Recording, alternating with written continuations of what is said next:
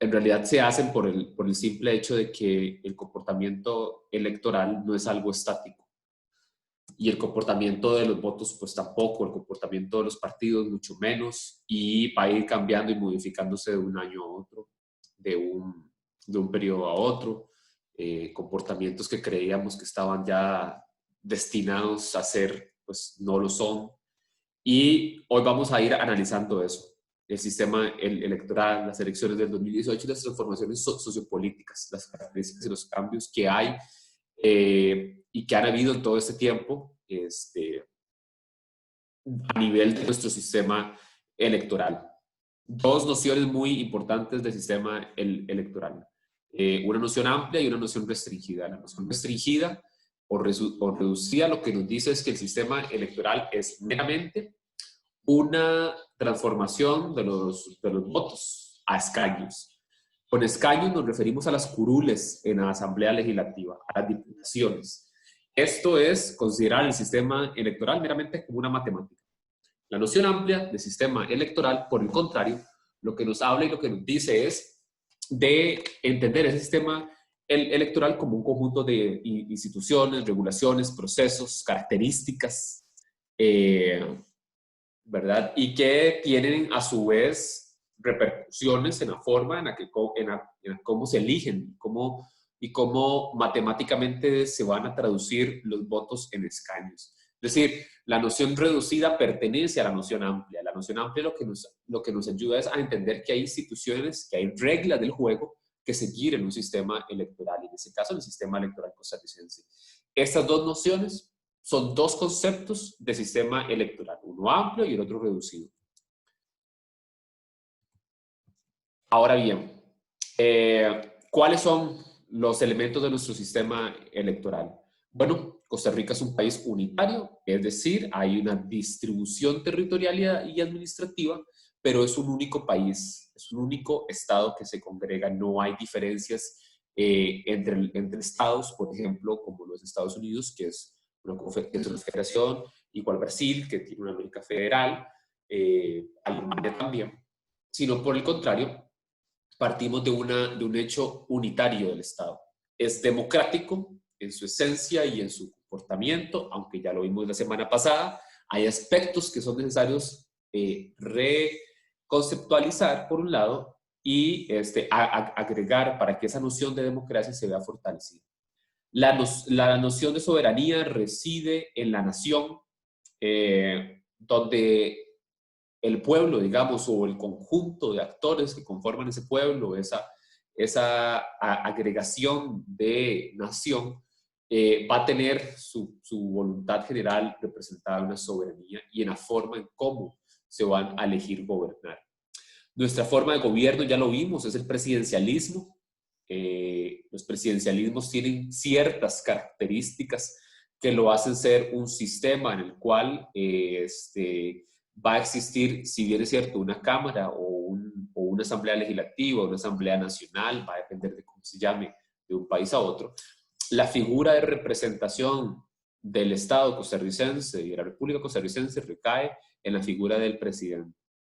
El presidente asimismo tiene un conjunto de ministros de distintas carteras que van a englobar ese sistema presidencial, y al final del día las votaciones, la formulación de leyes, de ciertas leyes que pasen en la Asamblea Legislativa, tienen que también pasar por el filtro y por el análisis del presidente.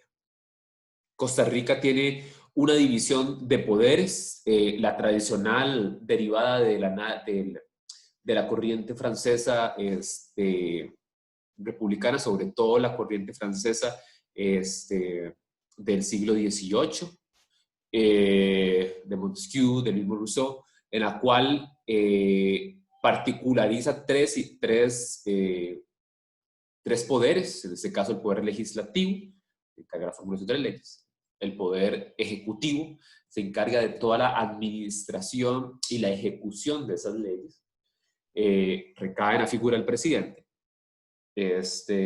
Y por otro lado tenemos la figura del poder judicial, se encarga de generar las estructuras normativas, legales, constitucionales que le van a dar vida y soporte a la nación. Pero existe un cuarto poder determinado, determinado formalmente y añadido a nuestra constitución política, que se circunscribe al poder denominado electoral o de resguardo de los procesos electorales, circunscrito en nuestro país al Tribunal Supremo de Elecciones. Este cuarto poder, si bien es cierto, no se formaliza como un poder, una teoría constitucional de las últimas corrientes agregan al poder electoral como un poder más dentro de las democracias modernas, añadiéndolo así un cuarto poder. Por eso el principio de división de poderes que les presento acá, son los elementos de nuestro sistema político, pues también tiene y agrega al sistema electoral. Nuestra forma administrativa a nivel del país, pues obviamente tiene un gobierno central que a su vez tiene una autonomización de ciertas instituciones, es decir, hay instituciones autónomas, hay otras que pertenecen directamente a ese gobierno central, como son los ministerios, Ministerio de Salud, Ministerio de Cultura, el Ministerio de Educación, el Ministerio de Planificación y Política Económica, el Ministerio de Tecnología, el Ministerio de Economía, Industria y Comercio. A su vez, estos ministerios tienen la división en viceministerios y tenemos una dinámica de descentralización de ese poder circunscrita fundamentalmente a los municipios que se encuentran en la escala cantonal, en los cantones, que son las administraciones municipales, las administraciones pues mucho más circunscritas a determinados territorios, donde se focaliza una administración con órganos también de toma de decisiones y de deliberación, como lo son los consejos municipales, y órganos de ejecución de las decisiones, como lo son las alcaldías y las vicealcaldías. Esta es nuestra forma administrativa. Nosotros en Costa Rica nos dividimos en provincias, que tenemos 7 provincias.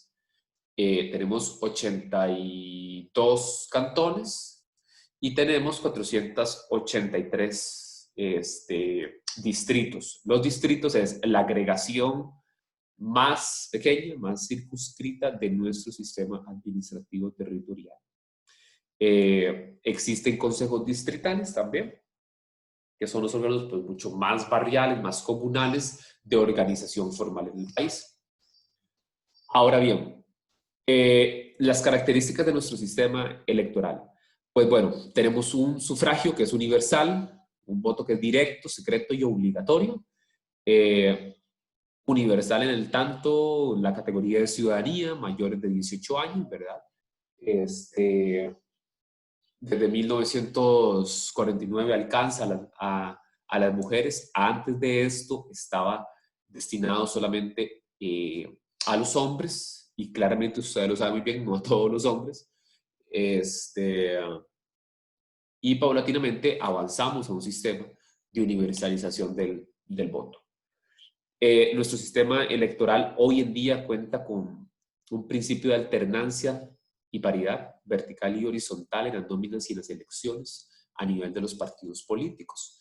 En este sentido, este tipo de principio de alternancia y paridad lo que busca es una acción afirmativa en la igualdad de género. El principio de paridad, que nos quiere decir es que en las nóminas que presenten los partidos políticos en todas sus categorías tiene que tener un 50% de hombres y un 50% de mujeres. Aunque este principio de paridad puede rebasarse, no pueden ser menos de 50% de mujeres. Nuestra cultura política en algún punto, cuando se instauró el principio de paridad, lo que hacían los partidos políticos es decir, ok, bueno, primero pasó de un 30%, después un 40%, luego un 50%. Entonces, ¿qué hacían los partidos políticos? Bueno, si había que enviar una nómina de diputación de 10 personas, los primeros 5 que encabezaban eran hombres y las últimas 5 eran mujeres, es decir, los puestos no elegibles. Conforme fue pasando el análisis de los fenómenos y de este fenómeno en particular, se busca alternancia o alternatividad en los puestos. Eso quiere decir que se intercalan ese 50%. Entonces, si encabeza un hombre, posteriormente, en segundo lugar, va a encabezar una mujer, posteriormente un hombre, una mujer, un hombre, una mujer. ¿Qué es lo que sucedía con esto? También encontró grandes problemas porque prácticamente los partidos políticos a nivel en la presentación de sus nóminas para las elecciones, lo que hacían, que es esta alternancia vertical, paridad vertical también, lo que sucedía era que, pues, por ejemplo, en la provincia de Limón, entonces siempre encabezaba un hombre, nunca una mujer, ¿verdad? O buscaban la manera para evitar que continuara una mujer, y así sucesivamente. Este principio de alternancia también se veía vulnerado por los portillos que se dejaban. Esto es la vertical. Ahora existe algo que se llama alternancia horizontal. Esto quiere decir que si para el año 2018 X partido en X territorio él eligió a un hombre para el puesto de diputación número 1, entonces en la próxima elección, para el 2022, en ese X partido y en ese X o en esa X provincia, quien va a encabezar va a ser una mujer.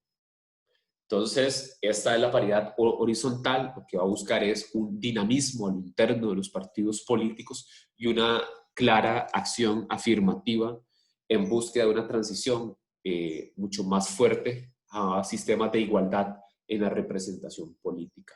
Hoy en día tenemos un Congreso con una reducción sustancial de la participación femenina,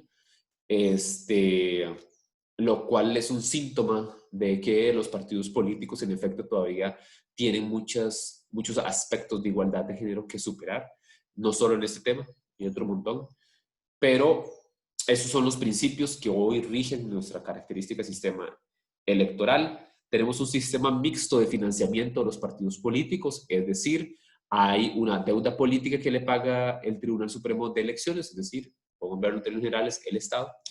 Hay un sistema también de financiamiento que viene de parte de contribuyentes, ¿verdad? Personas que quieran aportar a al partido político mediante recaudaciones, mediante alguna bonificación, ¿verdad? Mediante bonos.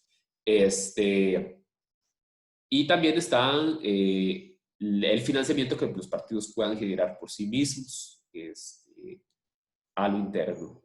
Ese sistema de financiamiento también se ve vulnerado en elecciones nacionales y es uno de los aspectos fundamentales de mejoramiento de nuestro sistema democrático. ¿Por qué? Porque, bueno, muchas asociaciones, muchos grupos organizados y poderes fácticos muchas veces lo que hacían o lo que hacen es que mediante sociedades anónimas financian partidos políticos. Claramente tienen sus intereses en ciertas políticas y que se vean representados los intereses de grupos determinados en ciertos partidos políticos. Posteriormente, o en otros países, se corre el riesgo de que este tipo de financiamiento pues también favorezca a grupos del crimen organizado y del narcotráfico de financiamiento. Entonces, son mecanismos y son medidas que es importante reforzar en nuestro sistema de financiamiento de partidos políticos, porque lo que nos va a asegurar son varios aspectos. Uno, una distribución más equitativa. Esto también amparado a distintos principios de fortalecimiento de igualdad en términos de financiamiento de partidos políticos. Pero también el fortalecimiento de nuestro sistema de financiamiento lo que nos va a permitir es un desarrollo mucho más limpio en el juego de intereses y de representación de intereses de los partidos políticos. Como les dije, hay riesgos que se corren porque después de ese financiamiento hay una prebenda de favores y un conjunto de intereses que se tienen que ver representados en el accionar institucional, sobre todo en la Asamblea Legislativa. Bueno, nuestro padrón electoral es permanente, se alimenta todos los años con las personas que van transitando a la mayoría de edad. Como les explicaba, se vota quien obtiene la categoría de ciudadanía, digamos, a nivel, podemos decirlo, formal, y en el tanto obtiene la cédula de identidad, se considera una persona mayor de edad, y nuestro padrón electoral se nutre de ese registro nacional. Tenemos un órgano electoral único y especializado. En otros países existen distintos órganos, unos que organizan las elecciones, valga la redundancia, y otros que las supervisan. En nuestro país está unificado la entidad de órgano electoral único y especializado. El Tribunal Supremo de Elecciones cuenta con 3 magistrados y magistradas propietarios y se amplía en tiempo de elecciones a 6 magistrados propietarios y propietarias. Eso se da mediante dinámicas internas del propio Tribunal Supremo de Elecciones en el país. Nosotros tenemos una reelección a nivel país, por ejemplo, para el tema presidencial. Tenemos una reelección discontinua, eso quiere decir que se puede reelegir, pero no consecutivamente. En otros países hay una reelección consecutiva, en el tanto se ingresa a otro proceso electoral. Por ejemplo, Estados Unidos. A nivel también de las elecciones para la Asamblea Legislativa hay reelección y es discontinua. La simultaneidad, pues bueno, nosotros tenemos una simultaneidad baja a nivel país porque en esos instantes nosotros a la hora de hacer las votaciones lo hacemos diseccionado.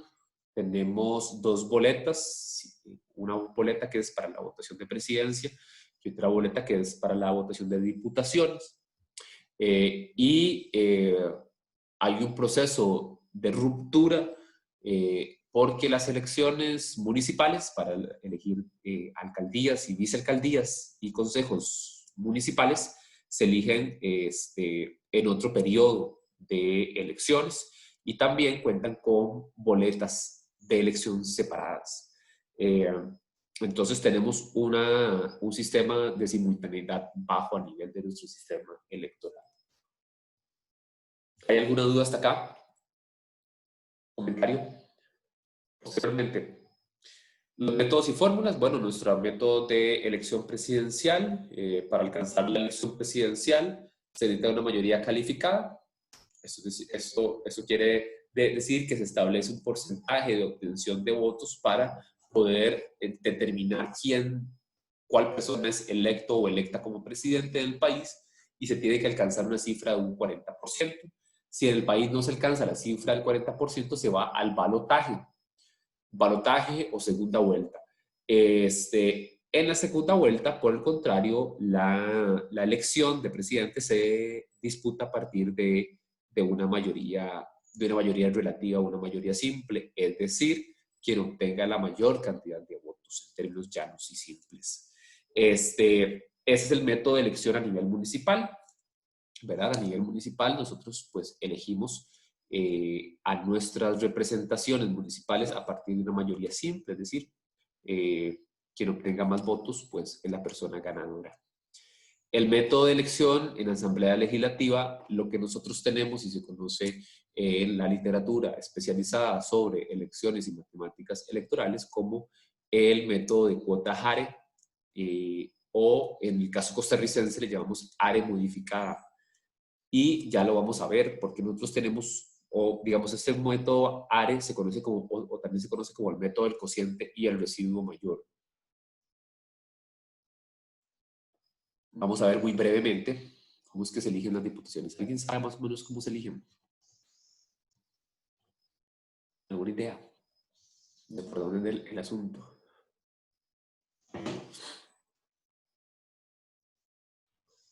Ok. nosotros tenemos elecciones plurinominales para la Asamblea Legislativa. Esto quiere decir que hay varias curules por presidencia y que, si bien es cierto, estas diputaciones se eligen a nivel de las circunscripciones de cada uno de las provincias, o los distritos electorales también se les llama, lo cierto es que esa representación no es una representación territorial, es una representación nacional que tiene un apego territorial, eso es cierto.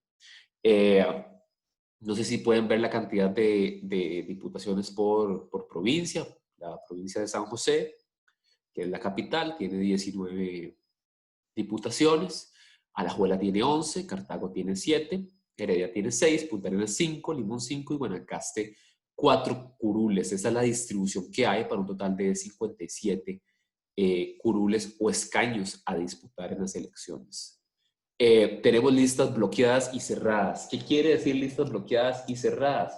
Bueno, son listas en las cuales los partidos políticos las proponen y están bloqueadas en el tanto no se puede elegir por posiciones en cada uno de los partidos o las personas que conforman esa lista. En otros países hay listas bloqueadas, desbloqueadas y abiertas, cerradas y desbloqueadas. Lo que quiere decir es que en algunos casos se puede elegir distintas personas de distintos partidos políticos o se puede elegir de un mismo partido político pero en distintas posiciones, es decir, la posición no interesa. En nuestro caso no, en nuestro caso interesa quién va en primer, en segundo y hasta en tercer lugar en algunas ocasiones si se alcanza la mayoría de los votos. Este tipo de listas en Costa Rica ha estado en discusión. Pero prácticamente no hay reforma previa o al menos que se esté monitoreando que pueda generar algún cambio en nuestras listas. Son bloqueadas o cerradas. Pero lo mantenemos en Costa Rica, entonces tenemos unas listas cerradas y bloqueadas. Si la persona que va a votar vota por el partido y vota por ese primer lugar que representa ese partido, no puede elegir, por ejemplo, al último lugar de esa lista. Los partidos políticos van a presentar una cantidad de diputaciones, de listas, conforme presenten conforme cada una de las provincias. Entonces, por ejemplo, el Partido Liberación Nacional, PUS, PLN, en Cartago tienen que presentar una lista con 7 personas propietarias y suplencias. A partir de esa posición, la cantidad de votos se va acumulando en la disputa electoral. Ahora vamos a entrar al tema de la fórmula ARE. Si hay alguna duda, por favor, me lo señalan. Esta fórmula, en principio, solo se utiliza, o digamos, en la versión clásica de este método, solo se utiliza el cociente y el residuo o la cifra residual, o el residuo mayor. Este subcociente es una barrera. ¿Qué se le llama con barrera? Bueno, entonces, si el cociente es o se obtiene a partir de la división total de los votos emitidos ese día en las elecciones por cada una de las provincias, por ejemplo, Guanacaste, se divide entre el número de escaños. Entonces, si Guanacaste tuvo 20,000 votos ese día, se van a dividir por la cantidad de escaños que se van a disputar en ese distrito electoral. Entonces se dividen esos 20,000 votos, por las 4 curules. Eso nos va a dar como resultado el cociente. El residuo mayor va a ser el residuo o la cantidad de votos que sobren cuando el cociente se aplica, digamos, cuando los partidos aplican este cociente. Esta distribución de escaños, este cociente lo que nos va a ayudar es a que los partidos tengan un techo donde llegar y donde sobrepasarlo. A partir de esa línea se da la disputa de cuántos votos se tienen que obtener para poder llegar a obtener un escaño, valga la redundancia. El subcociente, en términos muy generales, es la mitad del cociente. Si hay un cociente de 10.000, entonces el subcociente son 5.000. Y se establece una barrera. Entonces, entre el subcociente y el cociente, los partidos políticos que logren sobrepasar el subcociente, pero no llegan al cociente, están en juego. O sea, pueden disputar los escaños. Los partidos políticos que no pasen el subcociente no pueden disputar los escaños. Entonces, por ejemplo, como ya les mencionaba, si el subcociente son 5.000 votos y hay un partido que obtiene 4.000 votos, ese partido no va a poder sobrepasar el subcociente. Pero, por ejemplo, si hay un partido político que obtiene 7.000 votos, ese partido político sí entra a la disputa por los escaños. Si hay un partido político que obtiene 15.000 votos más del cociente, también entra a la disputa de los votos. ¿Está todo claro por acá? Como les dije, el subcociente es una barrera.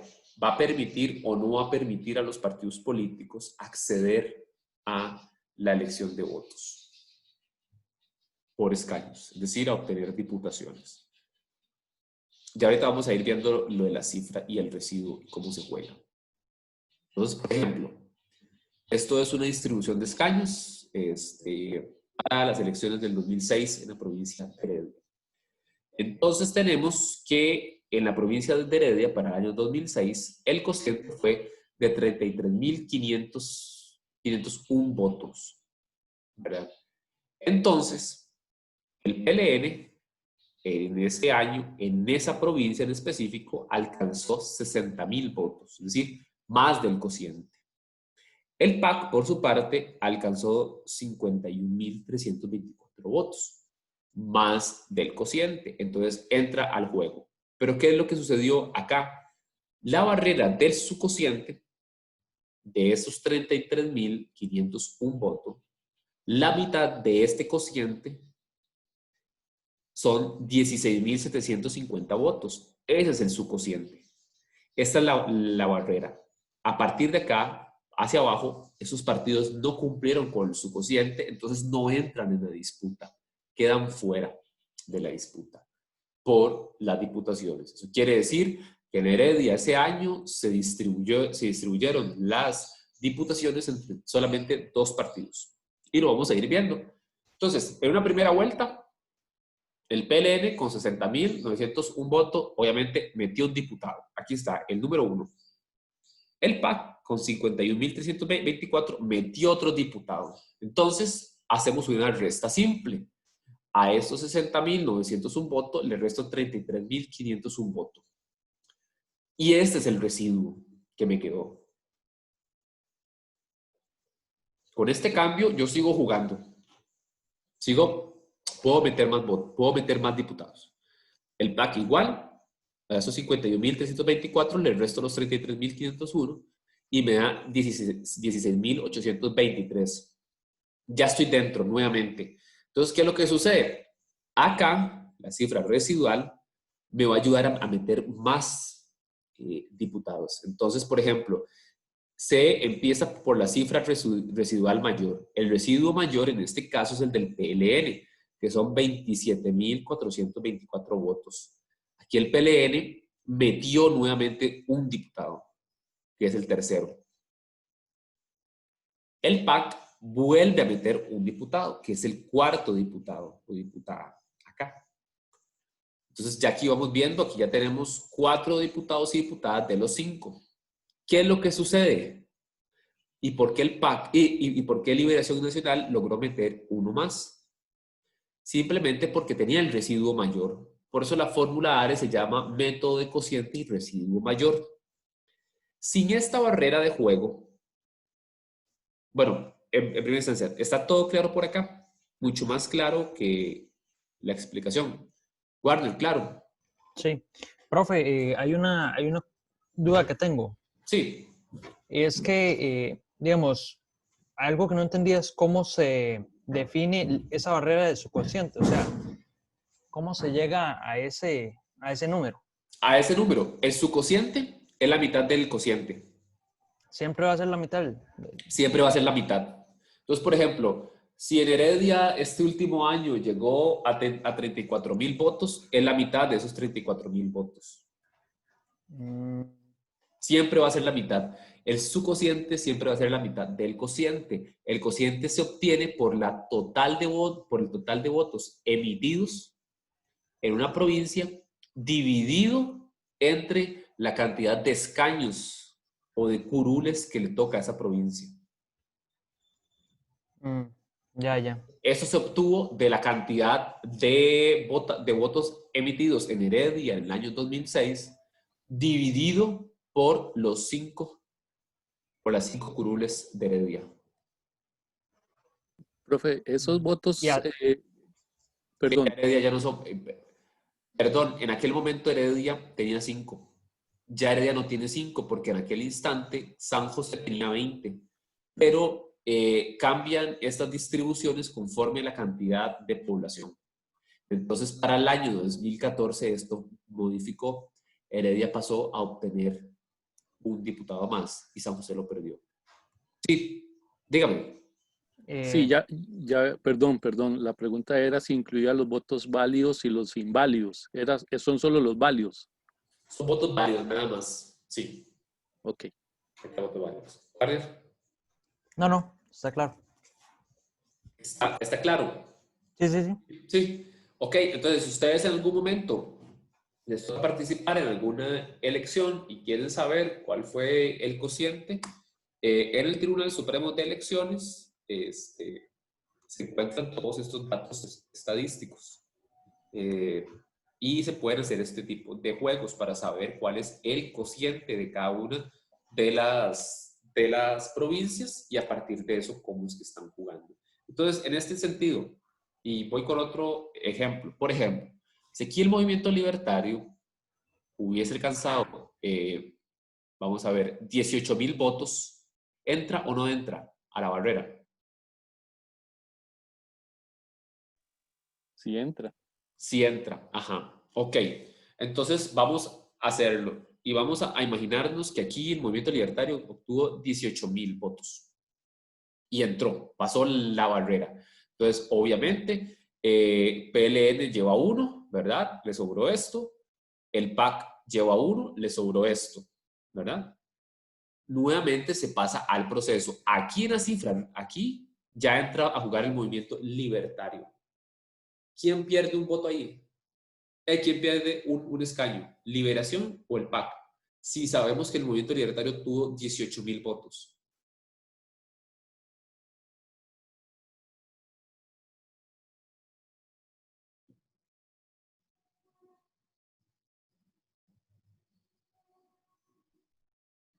¿Algún bateo? Así, El PLN. el PLN. ¿Por qué el PLN? De, no sé, pero me imagino que es suponiendo, ¿verdad? Por puro Ajá, bateo. ajá, ajá. Porque tiene mayor cifra residual. El PLN lo va a perder, sí, digamos, pero es por el, sí, porque va, no precisamente porque tiene mayor cifra residual, sino, por ejemplo, ya entra el movimiento libertario. Entonces, vamos con uno del PLN, ¿verdad? Nuevamente, el PLN mete uno, que ese es el número 3.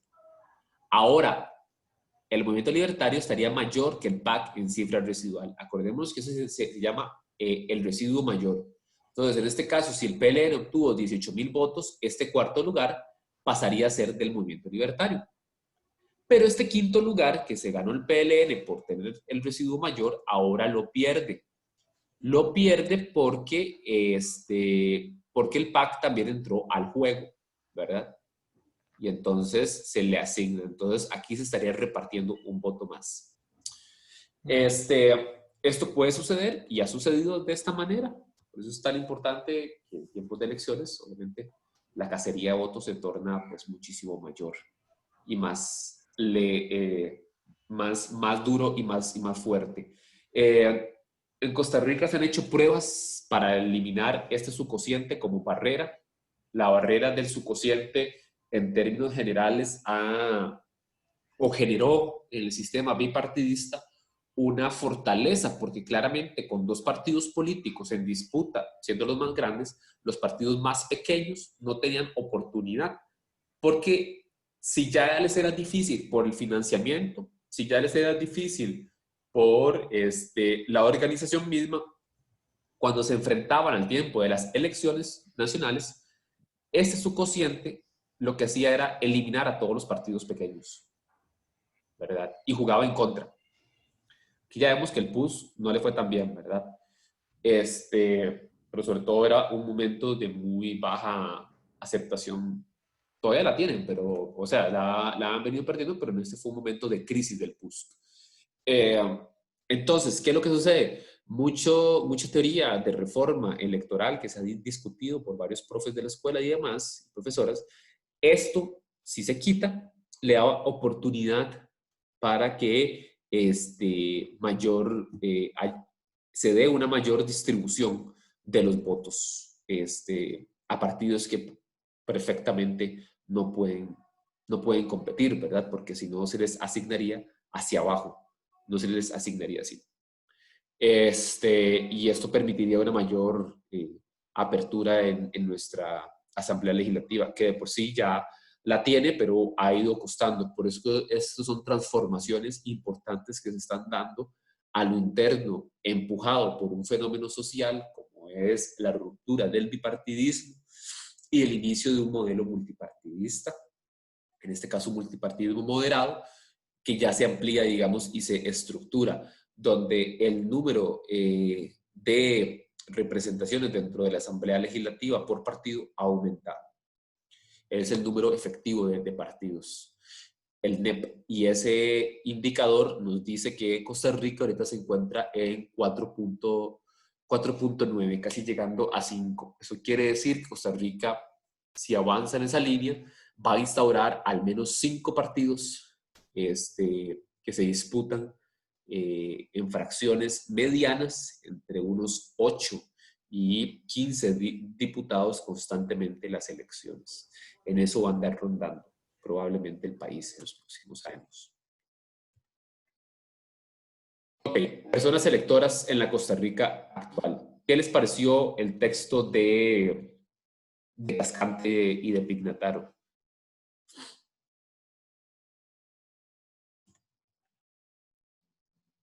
Bueno, todo claro con lo anterior. ¿Todo bien? ¿Todo en orden? Sí, ok. Esa lectura que les menciono era breve, era una lectura de análisis final que hicieron la investigadora y el investigador, e intenta, digamos, dar cuenta de cuáles han sido los comportamientos y los cambios en la Costa Rica actual. Ese texto es del 2017, no había pasado 2018, pero eso no inhibe, digamos, de su importancia en términos generales. Es importante resaltar que ya nos aproximamos a una ruptura, digamos, de los temas, una ruptura de los temas bomba dentro, o de los temas fuerza dentro de una elección. Entonces tenemos que uno de los primeros rasgos de cambios estructurales es el quiebre del voto.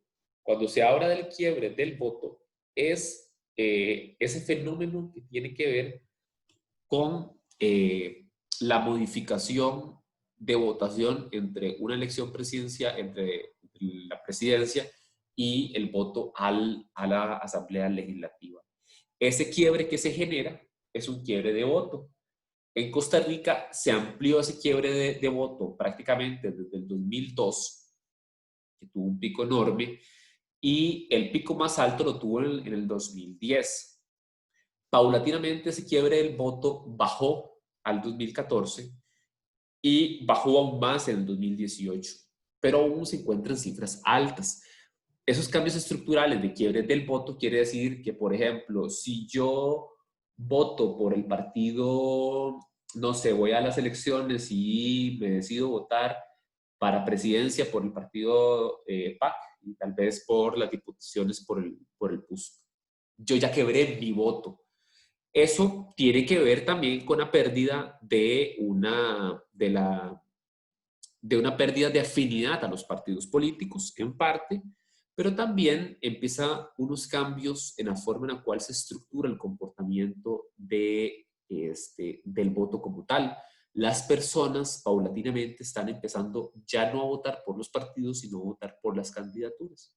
Entonces se hace una reflexión de quiénes son las personas que representan mis intereses, pero si ustedes lo notan, también son intereses particularizados y que se rompen. Entonces, si para mi interés era que X partido político propone el no maltrato a los animales, pero a nivel de sus diputaciones no me gusta porque no representa económicamente mis intereses, entonces yo le doy la presidencia a ese candidato que dijo que iba a pasar la ley de maltrato animal, pero a nivel de las diputaciones, como no representa mis intereses económicos, voto por otro partido. Es decir, particularizo aún más mis intereses. En un momento, en Costa Rica, sobre todo en la posterior a la guerra del 48 y en la asentación de las identidades partidarias entre la década de los 60 y los 70, este análisis no se hacía. Entonces, por ejemplo, si yo nací en una casa liberacionista, pues era perico hasta la muerte y no importaba quién iba en el primer lugar y quién encabezaba la lista o quién era presidente, yo votaba por ese partido político, tal vez sin enterarme de cuáles eran sus propuestas, ¿verdad? Simplemente porque mi afinidad política de orden familiar e individual ya estaba circunscrita a X o Y partido político. Entonces la división de ese quiebre del voto era muy, muy baja en el país. Posteriormente, como les mencionaba, en el 2014 cae y en el 2018 pues se sostiene, bajó, pero igual es un quiebre de voto alto para lo que ya se tenía pensado. La decisión del voto, hay una decisión del voto que se ubica en la decisión de la valoración, pero viene a la baja. La decisión del voto cambia durante la campaña, antes y durante la campaña. Esto quiere decir que, si bien es cierto, la mayoría de las personas hoy en día deciden por quién votar los meses previos a la elección, este fenómeno ha ido a la baja y ahora las personas paulatinamente están tomando la última decisión del voto en el último mes y fundamentalmente en la última semana. Y ahí, en elecciones de alta volatilidad, de alta incertidumbre, como el 2018, por ejemplo, esta decisión del voto es importante mapearla y rastrearla. En el programa del Estado de la Nación y el Centro de Investigación y Estudios Políticos de la Universidad de Costa Rica y de la Escuela de Ciencias Políticas, el CIEP, lograron hacer un análisis longitudinal. Entonces tenían un panel. En ese panel, pues obviamente se les preguntaba en octubre del 2017, perdón, al inicio de las elecciones, por quién iban a votar, por cuál partido. Y paulatinamente fueron monitoreando. Y constataron que esta modificación se agudizó conforme iban pasando los meses en las elecciones, al punto que la última semana se convirtió en el lapso de mayor cambio en la decisión del voto. Este fenómeno, como les digo, no es tan profundo, pero sí paulatinamente de elección a elección se ha ido acrecentando. Este cambio en la decisión del voto es muy importante porque nos ayuda a rastrear o nos puede ayudar a rastrear cuáles son las motivaciones del cambio. Se empiezan también a notar cambios en la estabilidad del voto, sobre todo porque hay una importancia en el candidato y en el desarrollo de la campaña. Eso quiere decir que, por ejemplo, este estudio que les mencionaba nos ayuda a rastrear estas dos cuestiones. La decisión, cuándo se decide y cómo se estabiliza. Si yo en octubre dije que iba a votar por X partido, pero en diciembre dije que ya no, pero en enero volví con la intención de ese partido, mi estabilidad del voto es una estabilidad del voto baja y esto genera mayor incertidumbre a la hora de tomar las decisiones. Y este fenómeno sí ha ido creciendo paulatinamente. En Costa Rica hemos tenido cambios importantes, sobre todo, y como les mencionaba anteriormente, porque las personas van a fijarse más en quiénes son las personas candidatas.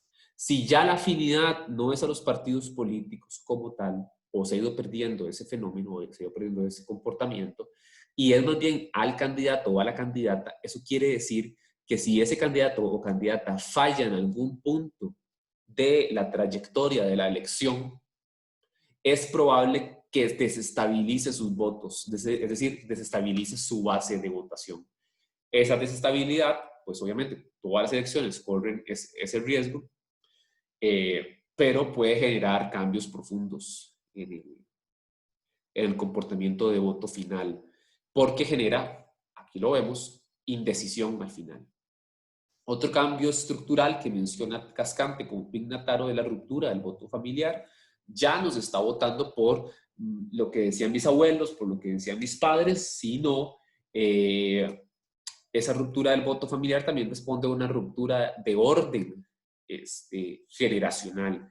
Si bien es cierto, esto va en aumento, no es un, como les dije, no es un fenómeno potenciado y que ya se encuentra en la cúspide, sino que paulatinamente se está reforzando.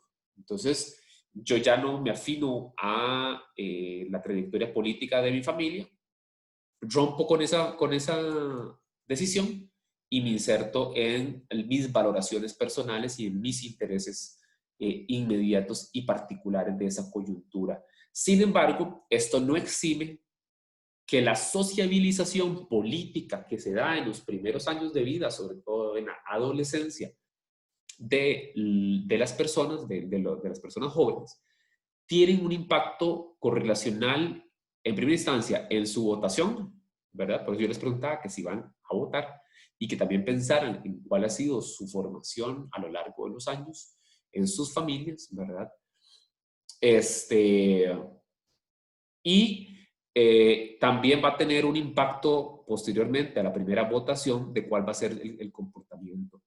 Estudios recientes lo que nos muestran es que en Costa Rica, si bien es cierto, hay un alto número, un alto porcentaje de personas que cuando tienen los 18 años votan, posterior a esa votación dejan de votar. Y entre los 18 y los 25, 29 años, en ese periodo, el electorado costarricense cae. Y es digamos, es una brecha generacional, es un cohorte generacional en el cual el comportamiento del voto empieza a modificarse, sobre todo en esas edades. Posteriormente vuelven a una curva normalizada de voto, pero hay un abstencionismo que se centra en este grupo en particular. Piénsenlo, algunos de sus familiares, no me digan de partidos, me pueden decir, ¿eran de partidos tradicionales o no? Y si ustedes están seguros de votar por ese partido tradicional o no. Piénsenlo y si les gustaría comentarlo, pues se los agradezco. Es una pequeña insistencia investigativa. Al menos yo, profe, mi ¿Sí? familia nunca, sí, mi familia nunca se identificó solo con un partido y en mis votaciones yo siempre he votado no tanto por partidos, sino por personas, por propuestas personales. Y pocas veces no he quebrado el voto, pocas veces no he quebrado el voto. Pocas veces no lo has quebrado. Pocas veces no lo he quebrado, sí. Casi, Curioso. usualmente sí. Usualmente, candidato para presidente me puede hacer gracia, pero no los diputados. Pero yo creo que en este país, esa forma de elegir diputados, llevamos las de perder porque votamos por partido, no por personas, que es lo que yo hago para presidencia. Entonces, yo soy de los que creo que la elección de diputados debiera ser diferente, una forma más personalizada porque algo curioso, bueno, no sé si en otros países, pero al menos en Costa Rica, el popular llega no tanto el capacitado, sino el más popular, es el que gana. Entonces, por eso usualmente he quebrado el voto. Ok, interesante. Interesante porque es un comportamiento, que vos tenés razón. Muchas veces quienes obtienen mayor popularidad y no mayor capacidad son las personas que están llegando a la asamblea, pero también se le agrega ahora a esto fenómenos de cambio en el electorado. Entonces, partidos políticos que no tenían las capacidades instauradas de formación, instauradas de personas con algún tipo de liderazgo o de formación previa, eh, les toma por sorpresa los procesos electorales, ¿verdad? Tal vez con un partido, tal vez de un diputado, pasan a tener 10, 12 diputaciones y a encabezar un proceso electoral. Y esa ha sido la constante en las últimas dos elecciones. Para el 2014, el partido Frente Amplio, y para el 2018, el partido Restauración Nacional. Eran partidos con una sola candidatura previa, pero entran a la disputa por fenómenos externos a sí mismos, son fenómenos socioculturales que les potencian su desarrollo y su desenlace a nivel de la elección. Tanto Cascante como Pignataro proponen tipología de electores. Estas tipologías de electores son para el 2017. Aún se sostienen, aún se sostienen. Sin embargo, hay que ver si van a ser constantes en el tiempo y si esa tipología podemos empezar a criticarla o a denunciarla. En Costa Rica, según María José como Adrián, presenta tres tipos de electores, de los cuales se pueden aglutinar. El primero de ellos es el de, se denomina mayores, que son demócratas. Con mayores estoy hablando de personas entre los 47 y los 49 años, en ese rango, de los 40. Tiene una opinión política a la media, es decir, una posición bastante centrada. Su activismo político es muy débil, la confianza institucional es buena, tienen confianza en las instituciones, tienen aptitudes democráticas, pero también tienen aptitudes pro mercado, es decir, ven con mayor o favorecen más aquellas propuestas que vengan relacionadas a la reducción del gasto público, que estén relacionadas a la reducción del aparato estatal. Tienen un nivel educativo medio, ¿verdad? Secundaria, universidad, y transitan en ese ámbito de educación. Y esta tipología está repartida entre todos los grupos de los votantes y abstencionistas. No se ubica paulatinamente en un partido político, sino que transita entre prácticamente todos los partidos, o entre la mayoría de los partidos políticos, casi siempre por el PLN, PAC y PUSC. Por otro lado, tenemos los jóvenes desencantados y desencantadas de la política y que son activistas o que son proclives al activismo. Son las personas que rondan entre los 18 y los 30 años, perdón. Tienen una opinión no positiva sobre la política. Su nivel de activismo político es menor, es aún mayor, es decir, se movilizan en distintos aspectos de la vida o en distintos aspectos de la organización social, tienen una menor confianza a nivel institucional y sobre todo, peligrosamente se aproximan más a tendencias de corte autoritario que democráticos.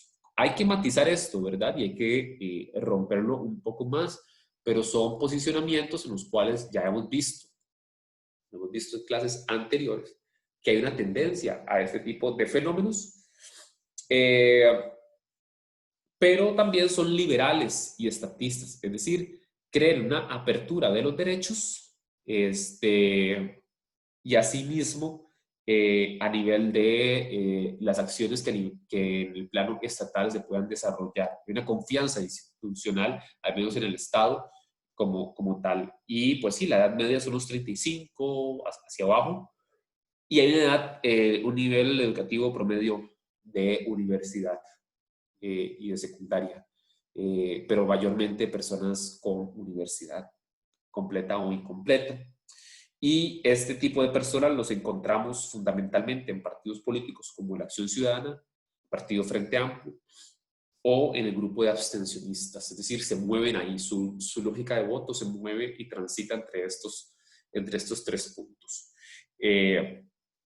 Claramente tiene una ruptura con el primer grupo. El tercer grupo, digamos, que ya tiene una clara aproximación a este grupo de mayores demócratas no estatistas. Estos mayores autoritarios estatistas son personas igual entre los 47 y los 49 años, con una opinión política media, ¿verdad? Tienen muchísimo menor activismo, tienen más confianza institucional, tienen más confianza en las instituciones del Estado, pero sus posicionamientos a nivel social son conservadores, de índole más autoritario también, y tienen un apego y creen en las fortalezas del Estado como tal. Son votantes típicos del PUSC y del PLN, y su nivel educativo es muchísimo menor. A ver, con esto no quiero que vayan a pasar un checklist a las personas que ustedes les pregunten por quién votó y les hagan todo un escaneo.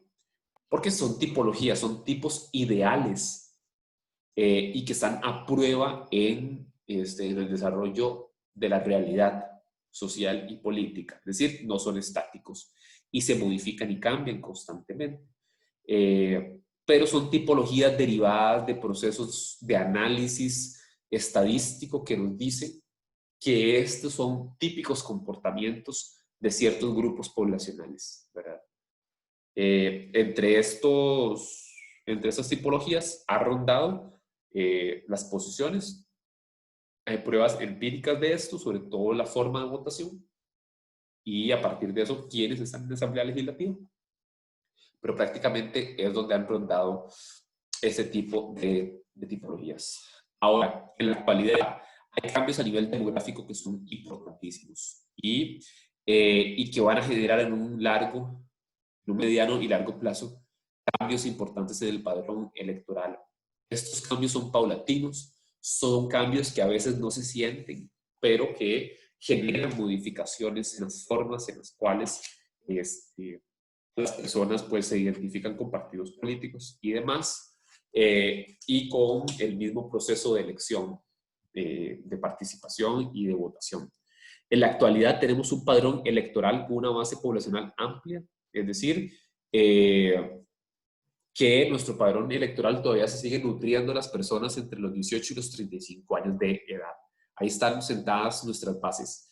Pero estas bases paulatinamente se van a ir achicando por el cambio demográfico costarricense iniciado en la década de los 90. Es decir, hay una menor cantidad de nacimientos por año, se ha sostenido, realmente se ha sostenido, pero se van acumulando y no hay crecimiento demográfico en el país. Entonces, paulatinamente, ese padrón electoral se va a ir ensanchando en la base poblacional joven. Hoy en día tenemos una base poblacional alta, mucho más pequeñita que la de los 80s, pero aún así tenemos una base poblacional entre las edades entre los 18 y los 35 años. Para un futuro, lo que va a suceder es que por ese cambio demográfico que hay, el padrón electoral va a pasar a tener una base pequeña entre los grupos jóvenes, una base amplia entre los grupos ya mayores, entre esas personas que hoy tienen entre 18 y 35 años, en un futuro pues van a tener entre 40 y 60 años y van a formar parte de ese grueso poblacional. ¿Qué es lo que sucede?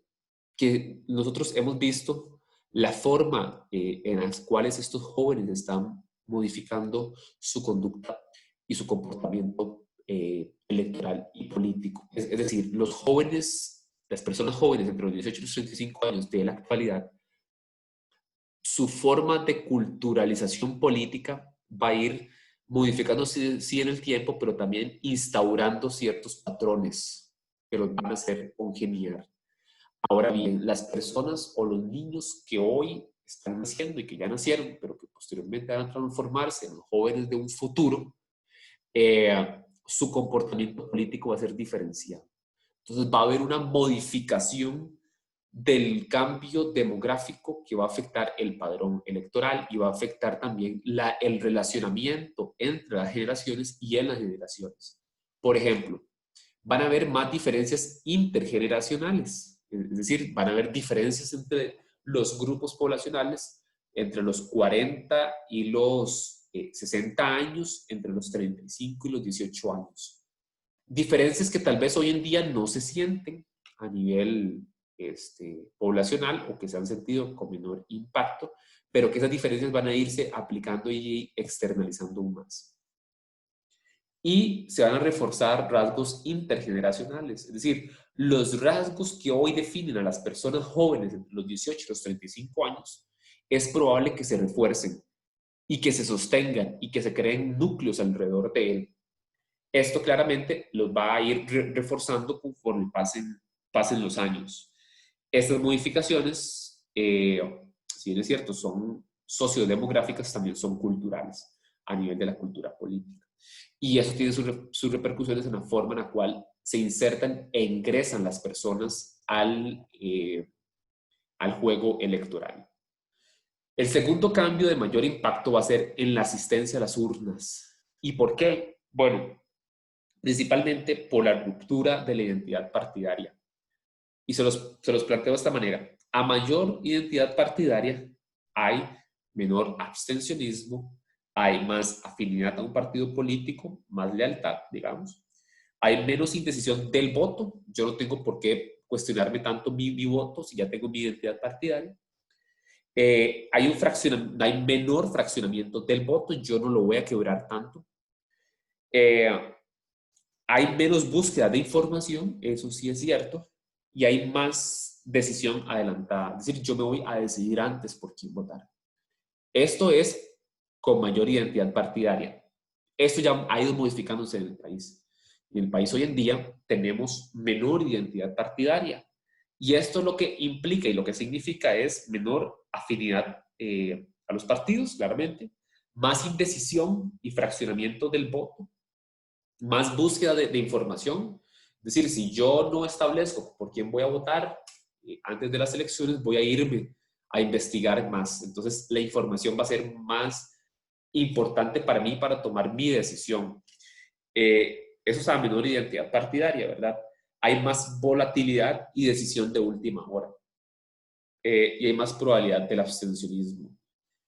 Ese cambio que ha pasado, del cambio de menor identidad partidaria, tiene que ver también con un rasgo demográfico, ¿verdad? Estas características, si ustedes ven, se ubican prácticamente en estos jóvenes, ¿verdad? Que son proclives también al abstencionismo.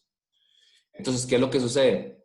Que hemos tenido dos importantes fenómenos que nos pueden llevar, uno, a que votantes de mayor edad se desmovilicen electoralmente. Es decir, que paulatinamente, conforme las personas que hoy rondamos entre los 18 y los 35 años, culturalmente y, digamos, fisiológicamente nos vamos haciendo más viejitos, conforme pasan esos años, nuestros rasgos culturales se acentúan, se refuerzan nuestros rasgos intergeneracionales. Entonces, nos desmovilizamos, digamos, electoralmente. Sumado a esto, hay que sumarle los jóvenes que van a ingresar a ese electorado en una época de baja participación. ¿Qué quiere decir esto? Que los hijos de nuestras generaciones entre los 18 y los 35 años van a ingresar a una disputa electoral de baja participación.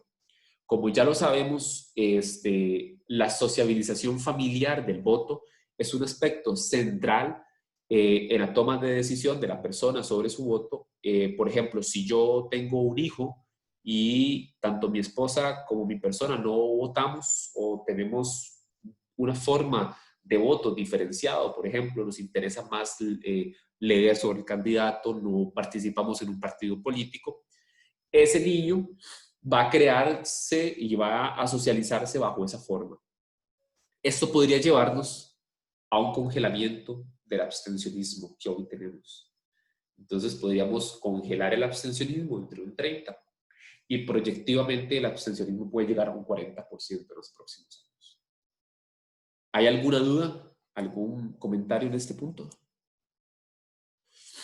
Esos son elementos que han ido suscitándose en los últimos años. Y ya para ir cerrando, las elecciones del 2018, ahora lo mencionábamos, fueron sorprendentes a nivel del análisis, digamos, de los fenómenos políticos. Yo no dudo que las del 2022 vayan a ser otro cisma, sobre todo por la coyuntura a la cual nos acontece, ¿verdad? La coyuntura de crisis COVID.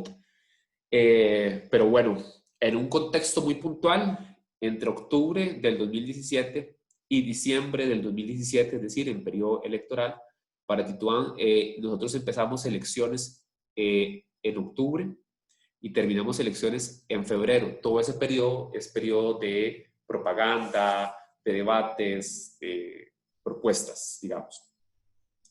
En ese periodo, entre octubre y diciembre, casi siempre nosotros lo tenemos rastreado. En octubre es un periodo, es un mes de baja participación.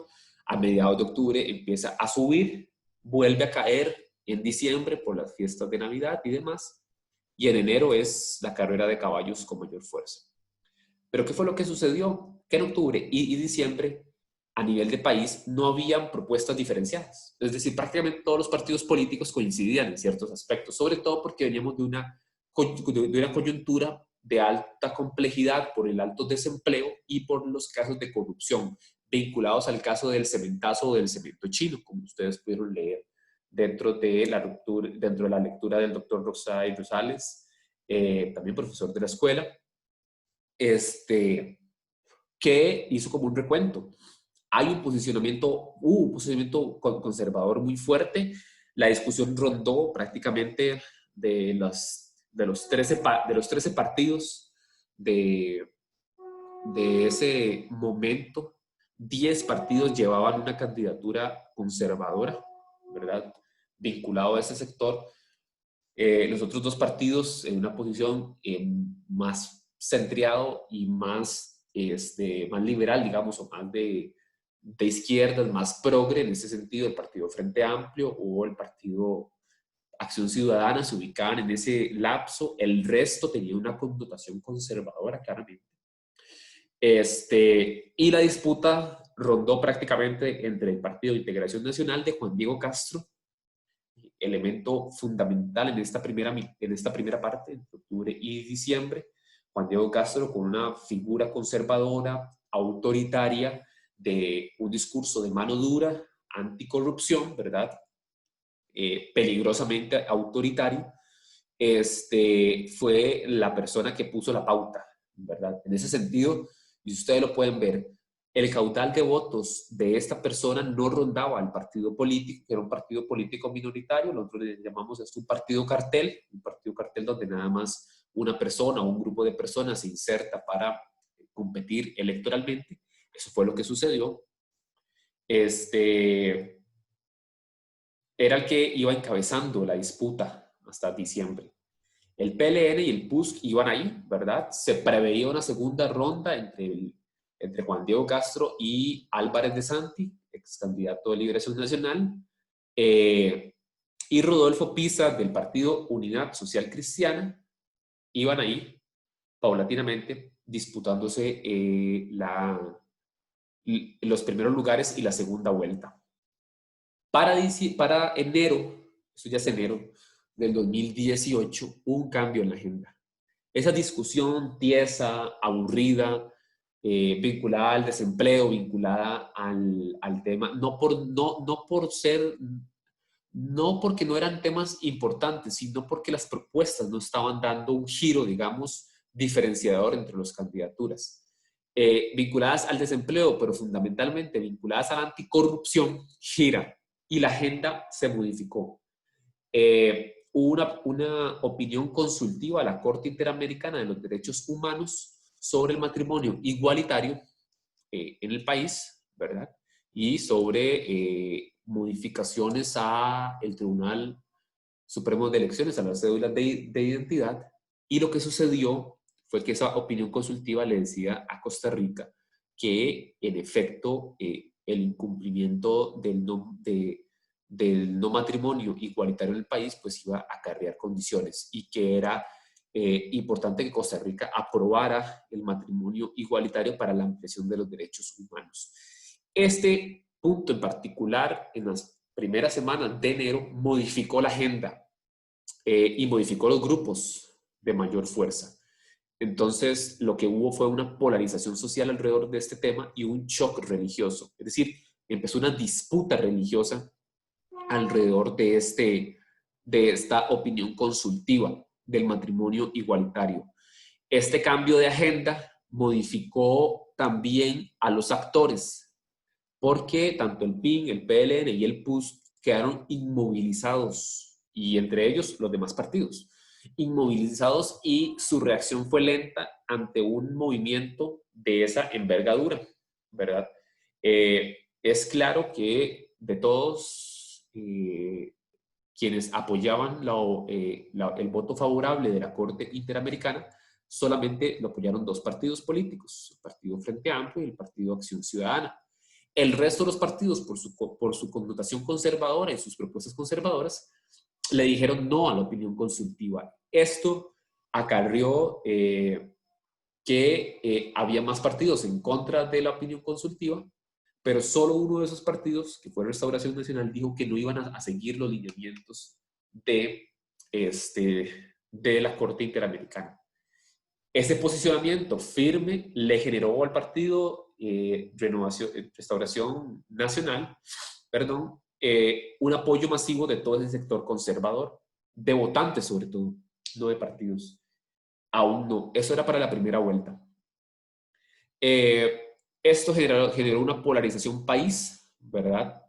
Pero fundamentalmente hay unos elementos que generaron un choque aún mayor, que fue el tema de una publicación que hizo el periódico La Nación una semana y media antes de las elecciones, 2 semanas antes de las elecciones, donde una figura conocida como Ronnie Chávez, que en buena teoría fue o es el padre espiritual de Fabricio Alvarado, quien era candidato a Restauración Nacional, hizo una crítica o hacía burla y mofa a la Virgen de los Ángeles, obviamente de corte católico. Este partido, Restauración Nacional, de corte neopentecostal, de la ola conservadora neopentecostal que recorre América Latina, vinculado a este sector, esta publicación que hizo el periódico La Nación generó un cambio sustancial en el voto de las personas católicas en el país, porque claramente hacía una burla de uno de los símbolos religiosos más importantes. Este movimiento generó, en términos macro, una movilización a favor del Partido Acción Ciudadana en términos de su voto, en contra de Restauración Nacional y el corte neopentecostal. Y ustedes se preguntan, ¿estarán las personas de corte más religioso católico a favor del matrimonio igualitario? Bueno, eso fue uno de los cuestionamientos más grandes. Sí y no. Es claro que muchas personas votaron por el PAC, no porque el PAC apoyara el matrimonio igualitario, sino porque el PAC representaba eso que no era neopentecostal o no tenía un vínculo con partidos cristianos o de corte fundamentalistas. Esto claramente generó un efecto religioso y una disputa religiosa alrededor de la elección. Era la primera vez a nivel país, no la primera vez, pero sí ya había pasado mucho tiempo a finales del siglo XIX, fue la última vez, donde se generó una discusión de tanto potencial religioso y disputa religiosa en el país, y que polarizó no solo a nivel social a favor del voto, del matrimonio igualitario, sino también polarizó a nivel religioso la decisión en la elección. Para la segunda vuelta, el Partido Restauración Nacional y el Partido Acción Ciudadana del hoy presidente Carlos Alvarado y Restauración Nacional de Fabricio Alvarado entran a la segunda vuelta. Hay una capitulación, es decir, le dan vuelta a esta reconfiguración que tenía el Partido de Integración Nacional, el PLN y el PUS como favoritos, e ingresan ellos. Esos partidos se encontraban en la media de los partidos políticos. En segunda vuelta hay un ingreso de grupos fácticos, cámaras empresariales, medios de comunicación, iglesias, grupos religiosos, y se polariza la situación. Se crean alianzas, asimismo entra un factor fundamental, que es la Coalición por Costa Rica, un movimiento que empieza en redes sociales, ¿verdad? Que tiene su núcleo fundamental en personas jóvenes, con una amplitud claramente más liberal, más de índole pro derechos humanos, que le da su adhesión al Partido Acción Ciudadana, no porque creyeran que era la mejor opción, sino porque creían que en ese momento era el partido que iba a resguardar los derechos humanos. Y la Coalición por Costa Rica aglutinó un sector joven que no estaba partidizado, ¿verdad? Pero que esa Coalición por Costa Rica era un movimiento social que se estaba transformando también, a su vez, en una palanca de atracción de votos en un momento electoral. Esto es un caso importante de analizar, sobre todo porque el impacto de esto pues, generó en el PAC el gane, ¿verdad? Esto, entre otras cosas, el PAC ganó en zonas metropolitanas, urbanas, llamando la atención en los centros del país, sobre todo en el Valle Central, en la clase media y en la clase media alta. El típico votante PAC, ¿verdad? De secundaria, que tiene una secundaria completa, o universidad completa, que tiene un estatus, digamos, diferenciado. Y por otro lado, Restauración Nacional amplió y, digamos, capturó las bases o las cúpulas partidarias, perdón, del Partido Liberación Nacional, de Integración Nacional, del Partido Movimiento Libertario y de las iglesias neopentecostales. El PAC sí era más diverso. El PAC tenía en ese momento una connotación pues, de índole más de movimiento social, aglutinó al Partido Frente Amplio también, el Partido Unidad Social Cristiana, a grupos de personas católicas también y grupos pro derechos humanos. Y pues el desenlace de hoy en día, pues tenemos el Partido Acción Ciudadana en el gobierno, y Restauración Nacional pues en la Asamblea Legislativa aumentó considerablemente su cantidad de representación, llegando prácticamente a 14 diputaciones. Pero hoy nuevamente se encuentra fracturado este sector neopentecostal. Elementos inéditos. Bueno, una suma porcentual de votos obtenidos por el PAC y Restauración Nacional es baja. Es decir, en la primera vuelta, tanto el PAC como Restauración Nacional, que son los dos, fueron los que encabezaron, es la más baja. Llegó a un 47% de los votos en total. En otros casos, cuando los partidos que encabezan han alcanzado el 90% de los votos totales, entre ellos dos. En este caso, la distribución del voto fue bastante heterogénea entre los partidos. No figuran partidos tradicionales, es decir, no figuran entre los partidos de la segunda vuelta, ni el PUS, ni Liberación Nacional. Hay una figura de un candidato, de un diputado, que es Restauración Nacional. Fabricio Alvarado era un único diputado por su partido, y que pasó, pues obviamente, a tener una representación de 14. Es la primera vez que ingresa un partido de corte religioso a ese nivel, ¿verdad? Y hay una injerencia de nuevos actores fácticos. Con mayor fuerza, los grupos religiosos siempre han estado ahí, pero ingresan de mayor fuerza. los movimientos sociales ingresan. Esos son elementos inéditos meramente de la coyuntura. La disputa por el sentido, la disputa a nivel cultural fue muy grande.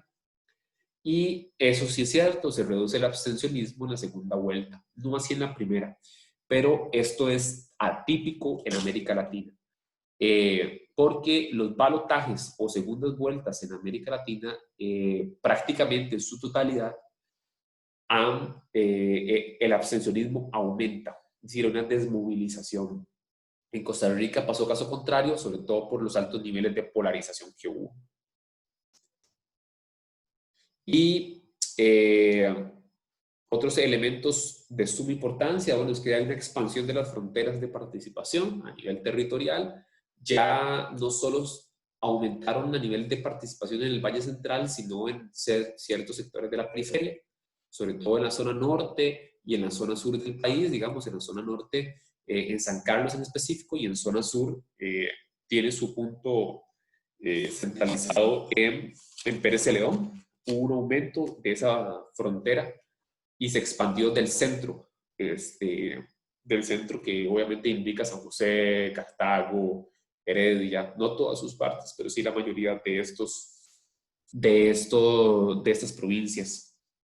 Luego hubo cambios en la disputa de los votos en el territorio. Para la segunda vuelta, el PAC ocupó varios de los lugares donde el PLN había tenido su base. Y pues eso es importante. Se ve una reducción del control del territorio del PLN y del PUSC.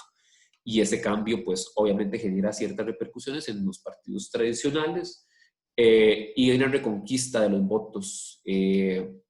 Prácticamente las personas que votaron, de 10 personas que votaron por el PLN, 7 en segunda vuelta lo hicieron por el PAC y solamente 3 por Restauración Nacional. Esto es una reconquista de los votos que comúnmente eran controlados por el Partido de Liberación Nacional. Y esto solamente es un ejemplo de los cambios que hubo a nivel de la consistencia interna de nuestro país. La indecisión del voto, la indecisión y la volatilidad fueron muy altas.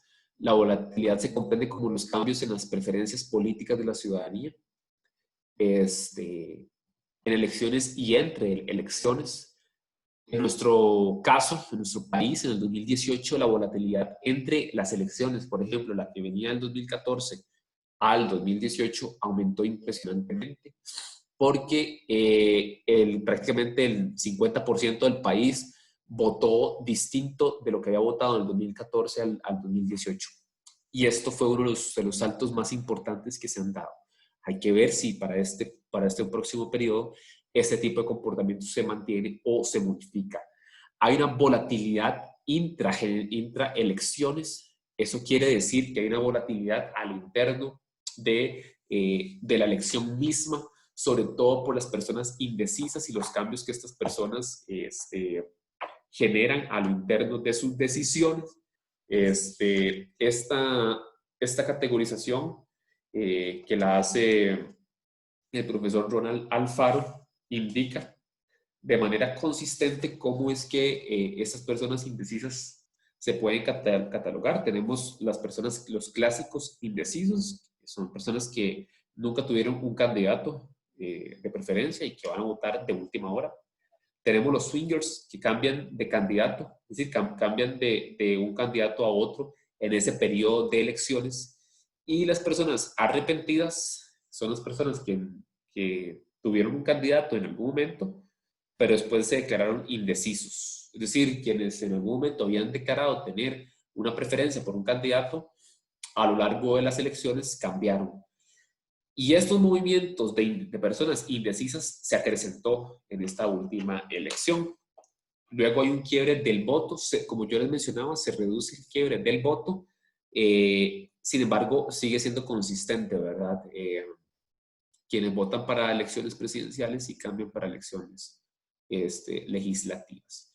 Y la nacionalización de los partidos políticos, eso quiere decir, la nacionalización la vamos a entender, digamos, como los niveles de apoyo electoral que un partido político tiene en el territorio se dice que si un partido político está nacionalizado, un sistema de partidos políticos es nacionalizado, es porque hay un apoyo homogéneo.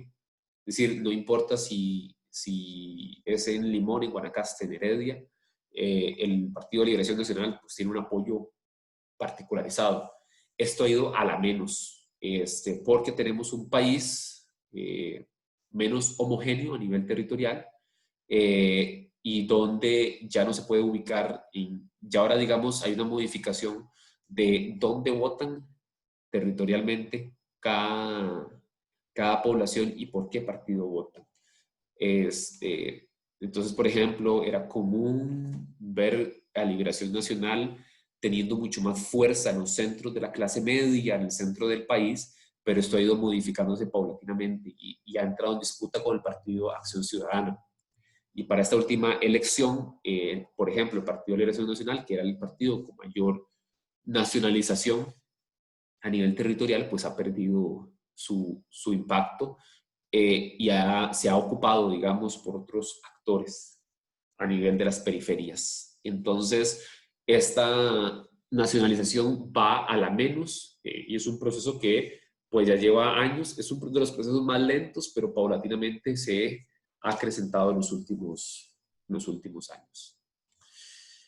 Y pues estos ya son aspectos que les he ido mencionando conforme ha pasado la lección, y más bien de mi parte me gustaría saber si tienen alguna duda, alguna consulta, crítica, comentario u observación. Sí, profe. Bueno, yo tenía una duda. Claro, Bueno, el tema ya pasó, fue acerca de cuando se está hablando de renovación nacional, me parece.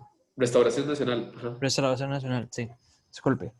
Eh, Aparte del hecho de que se hayan opuesto al matrimonio igualitario, eh, ¿qué otra causa se podría considerar para que haya aumentado tanto el apoyo hacia este partido? Fíjate que esa fue prácticamente la causa.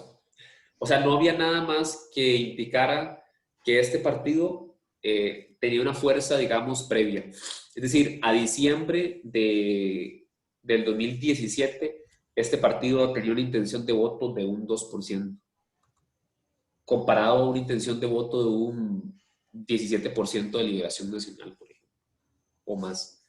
Entonces, el giro religioso que da y la forma en la que Fabricio Alvarado toma el discurso anti derechos humanos y anti matrimonio igualitario es el que le da la fuerza para arrastrar al voto conservador que estaba disperso en los demás partidos políticos, de índole conservador, claramente. Tan es así que obviamente es el que gana la primera vuelta, ¿verdad? Pero pueden haber otros factores explicativos. Puede ser que haya movilizado algún sentido por el tema anticorrupción, ¿verdad? Que había sido uno de los voces más beligerantes. Pero, como te lo mencionaba, su intención de voto era casi ínfima, digamos, era un candidato más de un partido más en cualquier elección. Sin embargo, este shock religioso, por eso es que se llama un shock, hay un movimiento fuerte, y recordemos que cuando hay crisis, cuando hay shocks religiosos, cuando hay shocks políticos en una elección, aumentan las posibilidades de votación y se reduce el abstencionismo. Por eso se llama un giro conservador, y eso fue uno de los aspectos fundamentales en este proceso. Sí, digamos que ese fue prácticamente el hito que hizo que esta persona, pues obviamente ocupara uno de casi que el primer lugar en la primera vuelta, y que tomara tanta relevancia, ¿verdad? Sí, le preguntaba porque me pareció curioso, porque aparte de que era un partido prácticamente casi desconocido, era mucho más popular el PLN, por ejemplo, que también se oponía al matrimonio igualitario. Entonces, no sé, me pareció ahí. Es un dato, no, claro, claro, digamos, lo que aquí resalta es por qué no el PLN y el PUS, que igual tenían dudas sobre el matrimonio, ¿verdad? O Álvarez de Santi, que lo dijo firmemente. Lo que generó mayor eco fue la forma tan beligerante de posicionamiento. Porque, a diferencia de Álvarez de Santi o de otros candidatos, Fabricio sí posicionó que no iba a acatar la indicación de la Corte Interamericana. Esto, pues, evidentemente hizo que se polarizara aún más la situación y que llamara. A pesar, y digamos, lo sabemos muy bien, Álvarez de Santi no era un candidato, digamos, y no lo ha sido, un candidato de buenas percepciones a nivel de la ciudadanía, ¿verdad? Eh, tipo, digamos, que a nivel político no despierta mayores atracciones y sus propuestas son muy conservadoras, ¿verdad? Entonces, digamos que lo que sí hizo tomar mayor fuerza fue la forma beligerante, ultraconservadora, digamos, y a cierto punto autoritaria que movilizó el sentido alrededor de Fabricio Alvarado en ese caso. Que otros candidatos no lo hicieron con tanta beligerancia, ¿verdad? Otros candidatos conservadores, pues. Este, y por, Pero, ajá. disculpe, profe. Y también, digamos, se podría considerar que es un partido, digamos, conservador, pero también con pensamientos tirando radicales, un poco. O, Sí, dentro de los estudios que Florisabel Rodríguez y Fernando Herrero hacen sobre la fractura, es un texto que también sacamos en Flaxo el año pasado, digamos, como fractura de una, anatomía de una fractura. Ellos realizan un índice o toman, digamos, como parte de su investigación, elementos de la literatura especializada sobre conservadurismo. Eh, y en efecto, digamos, el espectro político en el que se ubica Fabricio Alvarado y que se ubicó fundamentalmente en esta coyuntura, tiene su peso muchísimo mayor en tesis de índole autoritario, perdón, conservadores, en el tanto, digamos, aumenta su indistinción a profundizar derechos humanos como el derecho a decidir de la mujer, ¿verdad?, sobre su propio cuerpo, el derecho al matrimonio igualitario, entre otro montón de aspectos sustanciales que tienen que ver con ampliación de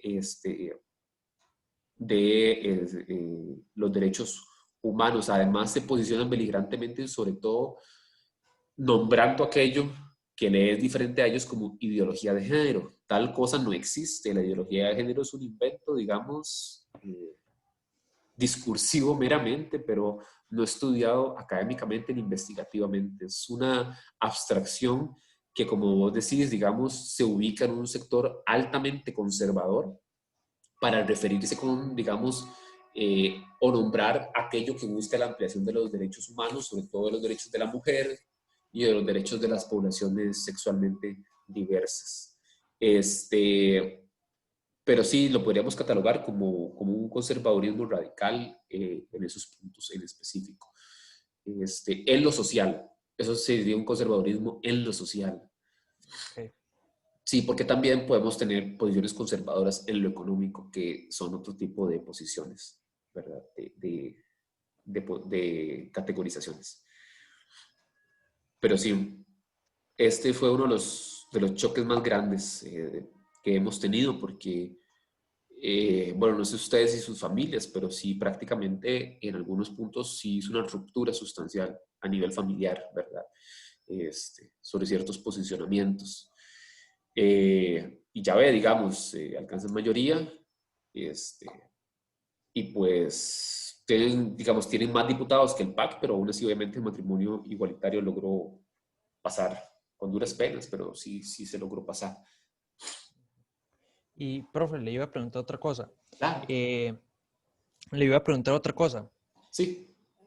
¿Usted cree que un panorama así como el que pasó en el 2018 se vuelva a repetir en las próximas elecciones, como así como que un partido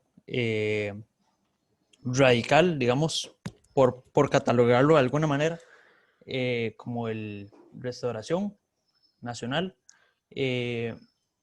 o cualquier otro que tenga así un pensamiento que tire a lo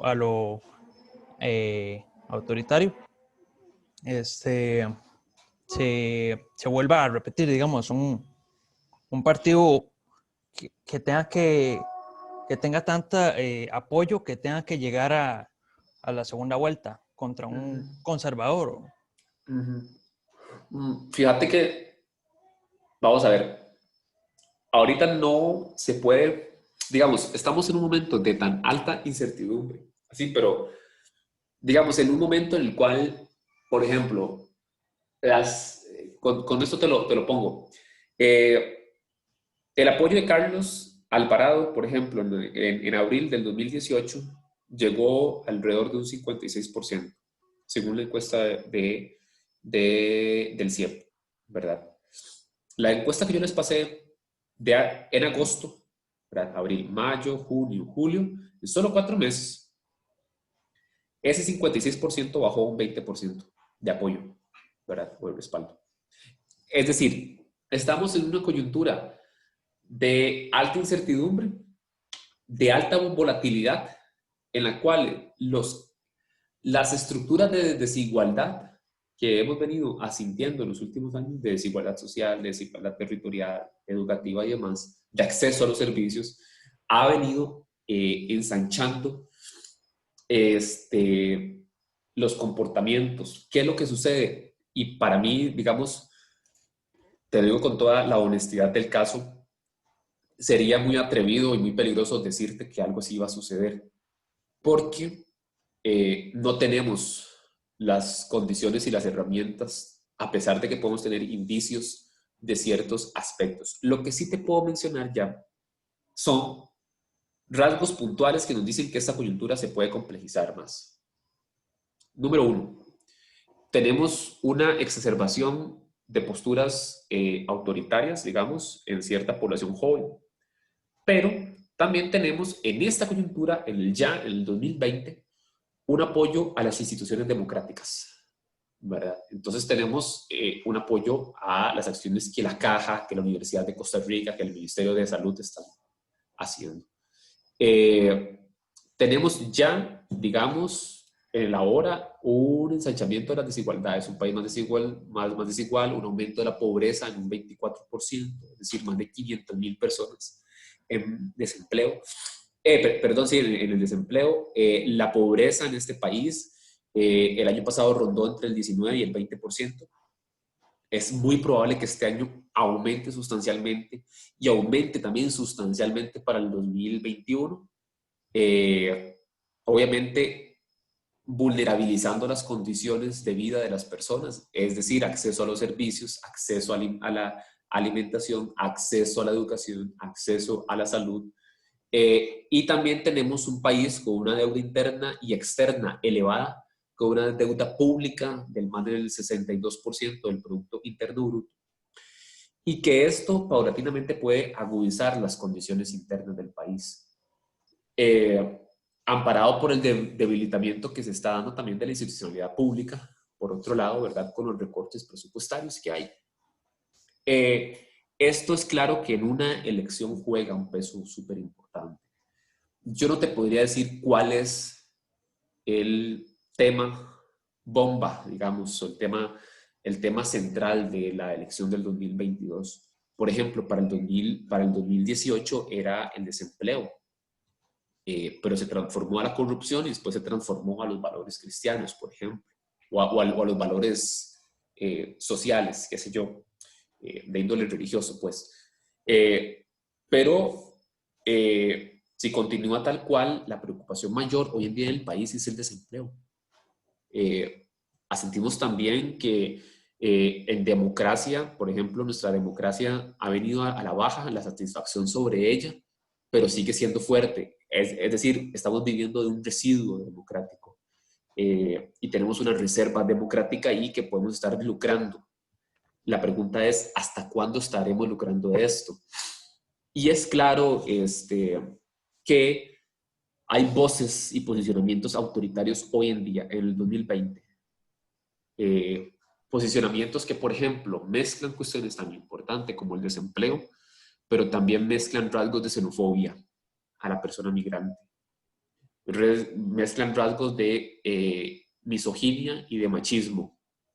Mezclan rasgos de dinámicas de desprecio hacia la otredad.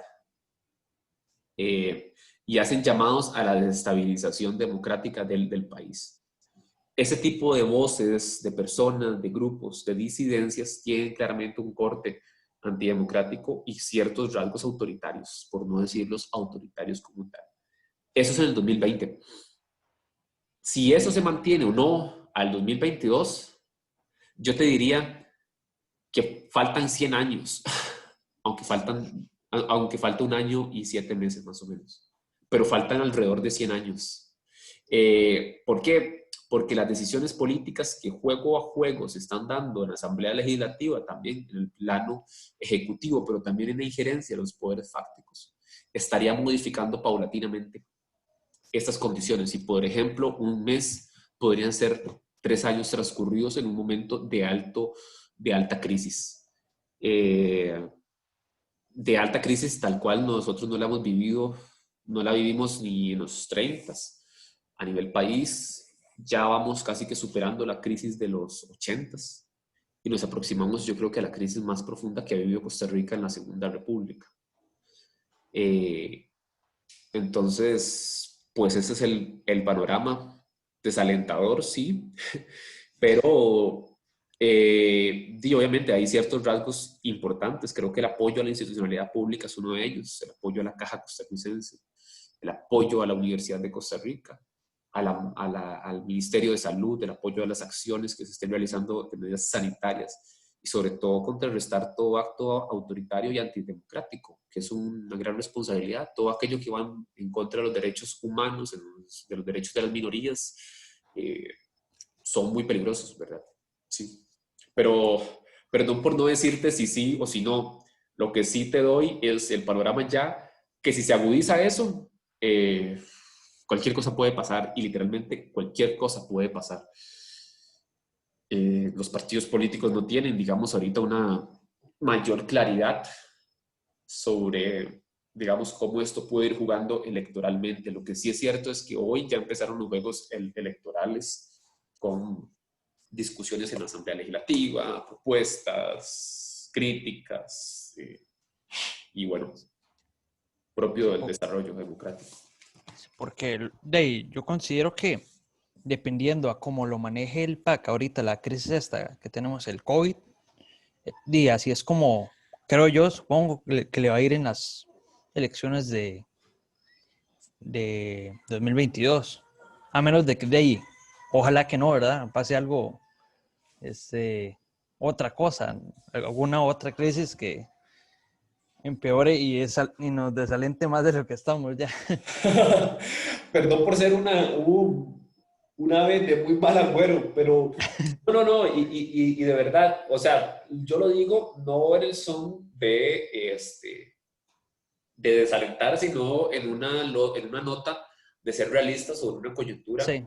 que es crítica, porque yo creo que es una responsabilidad nuestra tener mapeado estas acciones. Yo coincido con vos. Muchas personas dan por muerto al Partido Acción Ciudadano, digamos, aunque es claro, digamos, que es muy temprano. Pero lo cierto es que todo puede pasar. De aquí al 2022 todo puede pasar y va a depender del manejo, como vos decís, de la misma crisis. Yo estoy